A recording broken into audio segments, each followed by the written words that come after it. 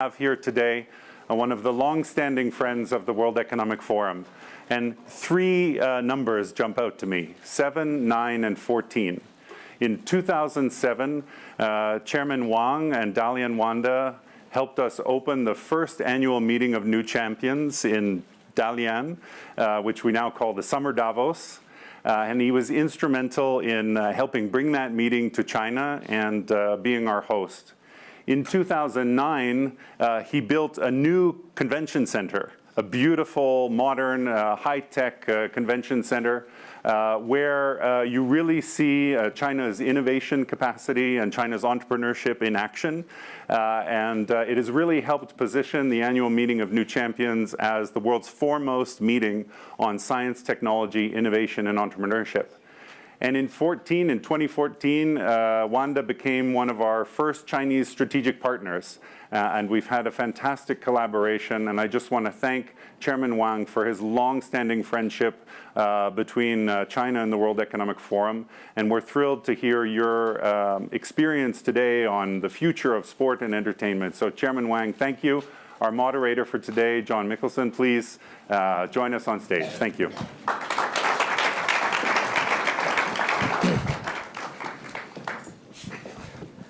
Thank you very much. Thank you, Chairman Wang, for coming here. I'll give a 1-minute introduction for those people who don't fully understand the breadth of what he has done.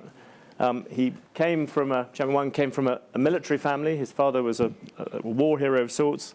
He served in the army, and then he set up a property company in Dalian and built that into China's biggest property empire. But more recently, he has branched out into entertainment, into sport. He owns 20% of Atletico Madrid.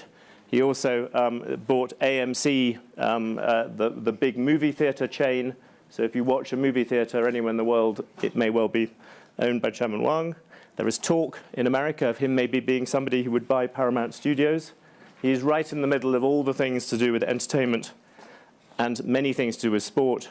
There's even talk of setting up a rival to the UEFA Champions League, which we all know, whatever happens, would be won inevitably by Leicester City.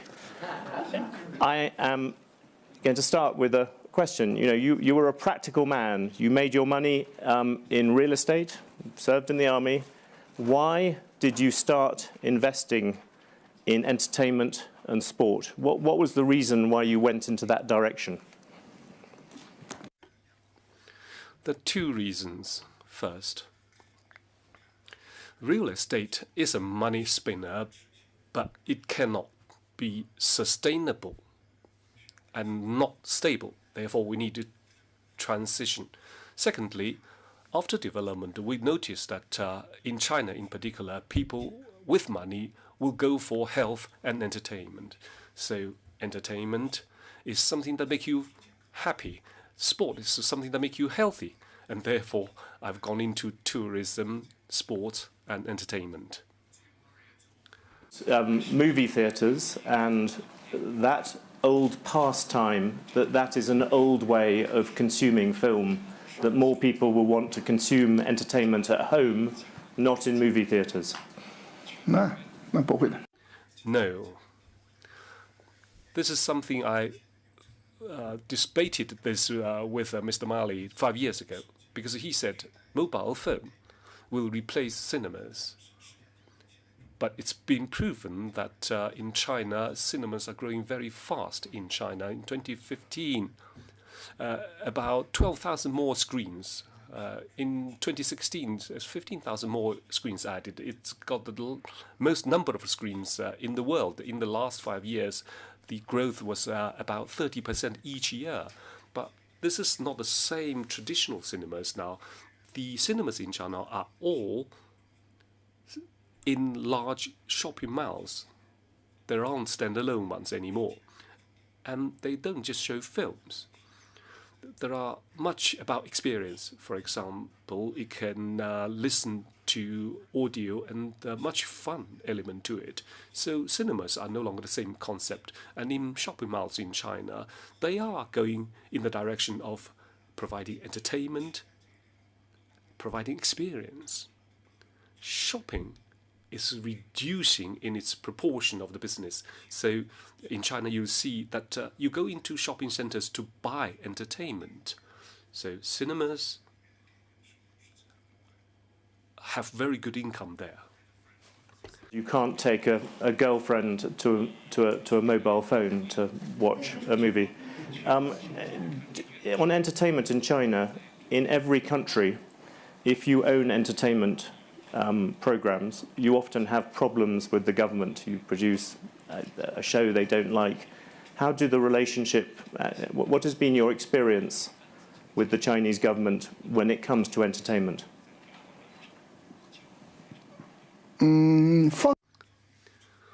While screening is not a problem, but content production will be examined, censored, because we all know in China there's a censor system. We also are involved in producing films. But it is much more relaxed censorship. It's not like in the past. There are now things impossible to imagine in the past, but screened today. Hollywood films, for example, good blockbusters and arty films from abroad can be screened in China. And also films in China is the same. In other words, there is censor, but it's much more relaxed. And recently, well, 3 months ago, there was a circular saying that censorship will be devolved to regions and not centralized as before. I think on the number of American films or foreign films that can be shown in China, I think it's sort of 34 films a year. Would you like an open market? Would you like that limit to go? Well, there are two types of control. One is 34 million films. These are blockbusters. In other words, the investment is over 100 million US dollars. There are only 34. Basically, this is money handed over to the US. Out of 34, most of it is American. So most people in China watch American films, not much of British or French or German. The next thing is buy up rights. In other words, there's less investment, but we can buy up the rights of distribution in China. This is more of the arty type of films, about a few dozens of that category.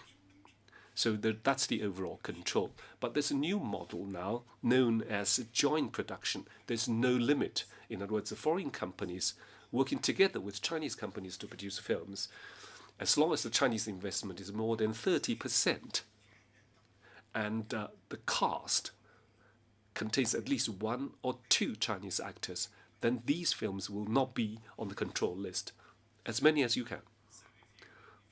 For example, to own an American movie studio, all those films would be okay.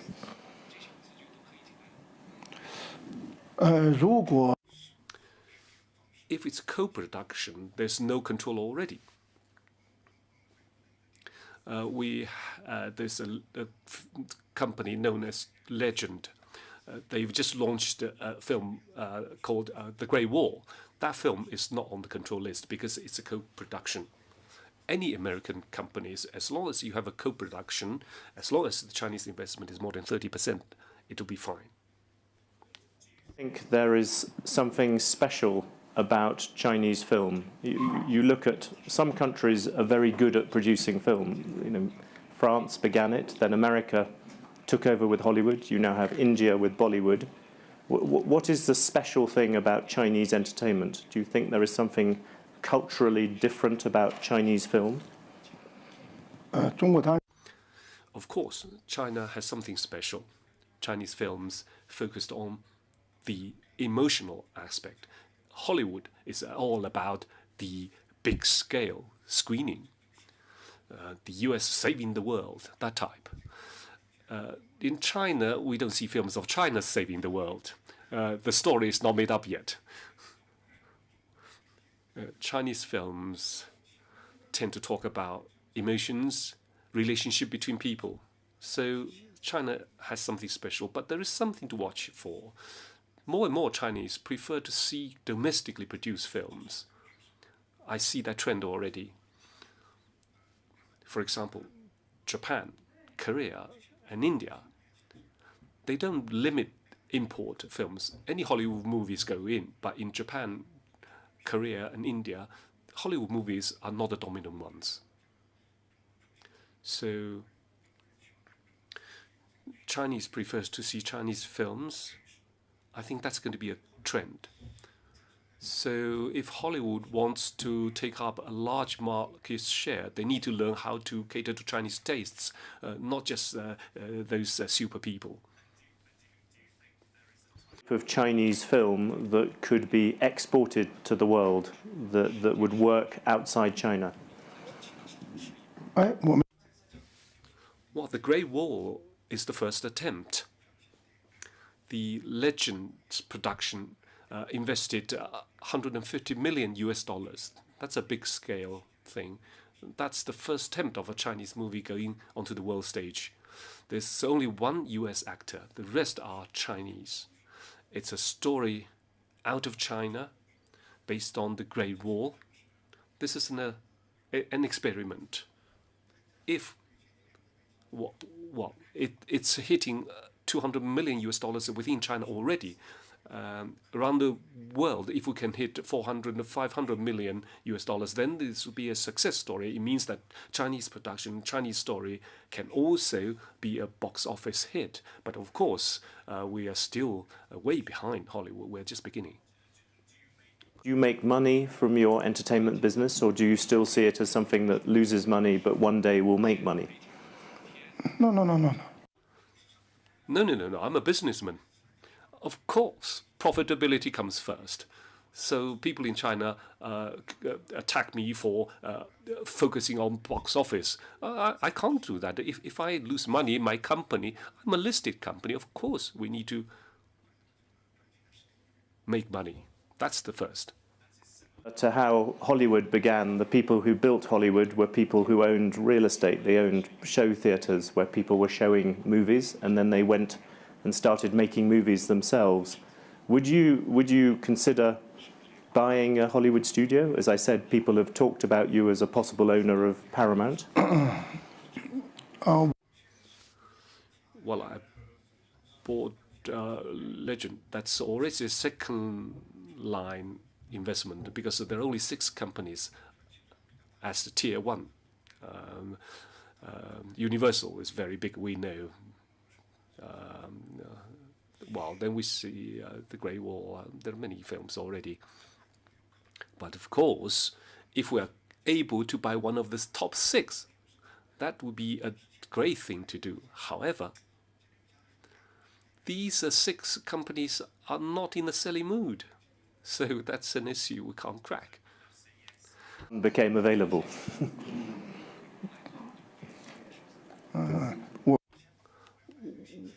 Well, let me just communicate that message. I will be a happy buyer.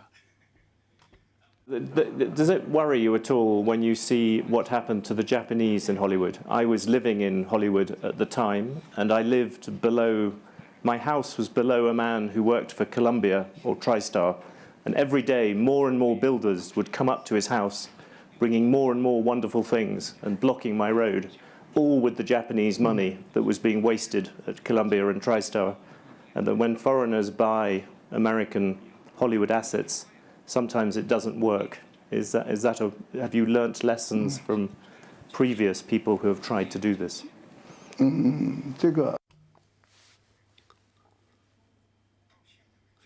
So far, foreign investment into Hollywood has not seen great success. We've seen Indian companies trying, the Japanese, and among others. But we are a bit different from them. First, we have a very large market. China is already number 2 in the world and still growing very fast. So if we were to buy a company in the US, we would not want to distribute worldwide. Our objective will be co-production to show in China as well as the rest of the world. In other words, we will be able to recover significant amount of the cost from China. Secondly, we have an advantage. We started with channels in North America, Europe, and China. I'm number one already. So we have the cinema channels. Therefore, distribution will be easier.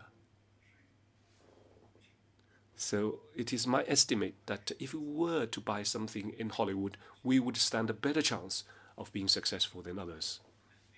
Big factor, as we all know, is politics. We have Donald Trump. He has appeared. He is not making nice noises about China at the moment. And you have said that America shouldn't risk losing 20,000 jobs in the entertainment business because of this. Congress is looking at the issue of Chinese investment in Hollywood. How do you look at that? Do you think this is just protectionism, or do you think do you understand something about what the Americans are saying? This is certainly part of protectionism. So far, the US government has not launched any censorship or control of the entertainment. They've only done it to manufacturing and defense industries. But there are congressmen writing letters saying that there will be more examination and control of investment into entertainment. That will be a step back. That will be about protectionism emerging in the US. President Xi said yesterday already that will be bad for both parties, no winners. The investment into US is a good thing.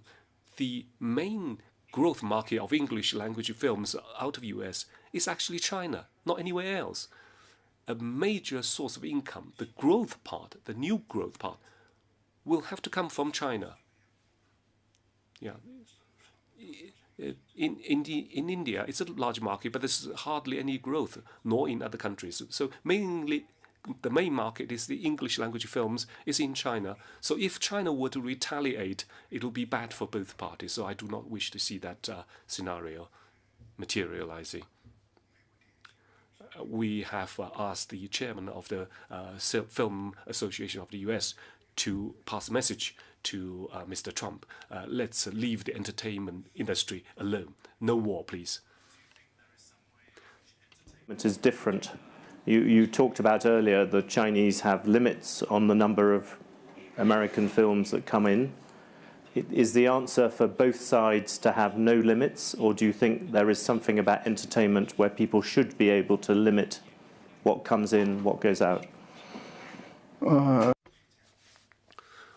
Well, in China, although we say there is control, as I said, there's also different categories, co-production, outright purchase of rights. There are different channels into China. Just absorb some Chinese investment, then there will be no control. In the US, more and more companies now are doing co-production. For example, they will just allocate a few films to be co-productions. That's one way of bypassing control. But I would like to say that the US government, if it were to control investment, that would be a bad thing. If I was a Republican congressman, what would you say to encourage me to trust you to run, to be able to run a big part of Hollywood?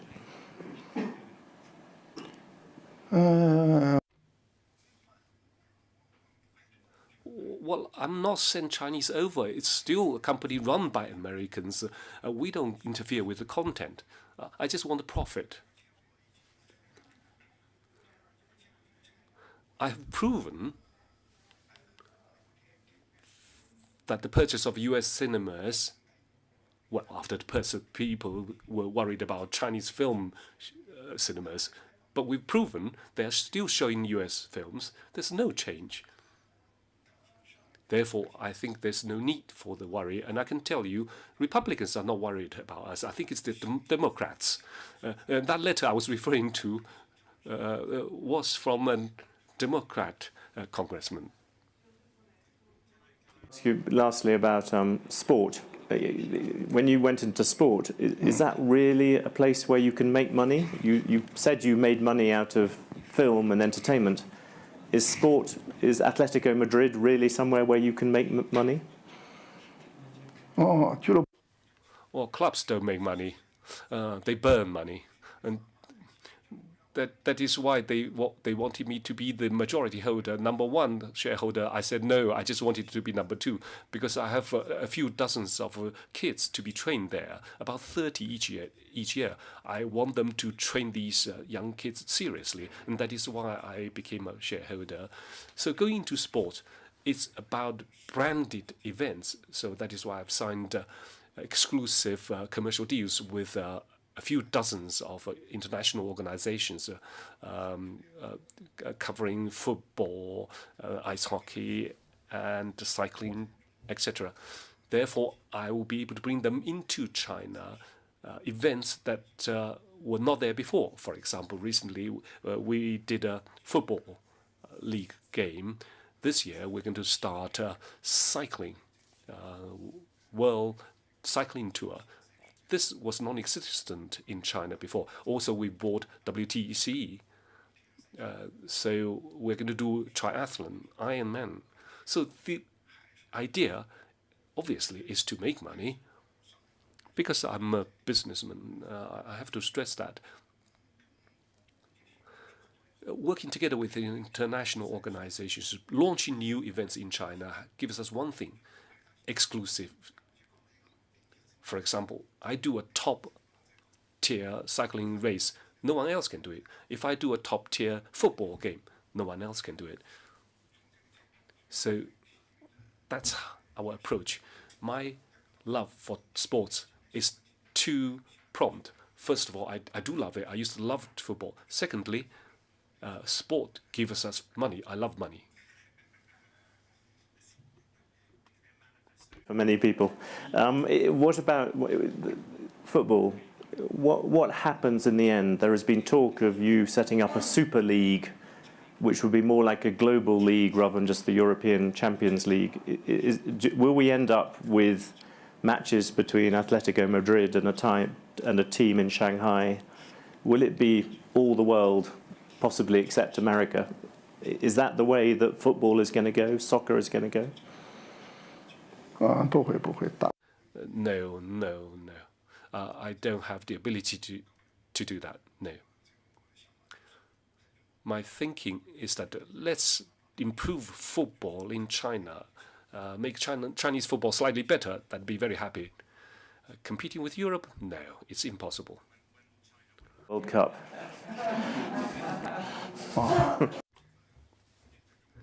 Well, there was a joke in China, ask God, when will China ever win? And God cried. The same, if you look at all these things, you have been a sponsor of FIFA. Are you now happier with what is happening at FIFA?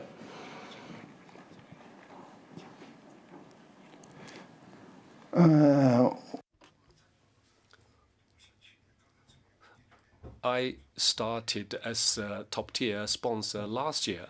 They were in transition, changing people, kept changing. We met different people every few days, but I think it's settling down a bit.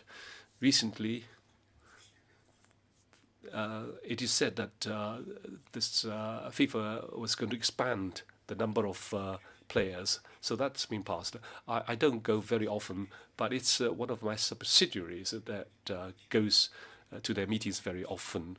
Whether there is a fundamental change, I'm not sure, but I can see their objective of expansion is to make more money, because 32 teams and 48 teams earn different income. Therefore, that's one thing that you can see very clearly, that the new FIFA is more focused on income now. You've been very successful in real estate. You are obviously growing a lot in entertainment and sports. Are you looking at somewhere else to go next? What fields, what industries interest you after these ones? Two. One, we are working on already. It's difficult to call it an internet company. We call it Internet of Things, or that's an American term, but in China, I don't quite know how to call it. Some people call it auto. In other words, linking up with physical, a brick and mortar linked up with internet. This is a company we're setting up. It's a big internet company, so to speak. Last year, there were 80 million members, card members of this company. Over 100,000 companies joined. It was very fast. But China is big, obviously. But the speed of growth still exceeded our expectations. Last year, the company proved that it boosted the performance of brick-and-mortar companies. So this is the difference between us and other internet companies. All other internet companies are growing at the expense of brick-and-mortar, but we link the two up. So this is something that we are focusing on, a big thing. The company has very good earning potentials. Next year will be in profit already. I've just discussed this with the Goldman Sachs and with other companies, for example, Google and Microsoft. They all think this is a good model. This has not been done before. The second thing is we are considering to develop a chain of hospitals in China. In China, healthcare has been the monopoly of the government. A year ago, the market was opened to the private sector, allowing private companies to set up comprehensive hospitals. Secondly, allowing foreign doctors to come to practice in China. A few months ago, there was a new policy. Doctors at hospitals are also allowed to take patients outside the hospitals to boost their own income. These are big changes, providing the conditions for private hospitals. And we have several hundred large commercial centers in our portfolio, and we have the team to do it. So we are now thinking, should we perhaps go into healthcare? So these are the two industries where I'm talking about. One we are working on, the other is being planned. American films in China, we have a limit on our distribution, and we've reached the end of our 30 minutes. But thank you very, very much. Thank you. Thank you. Very nice.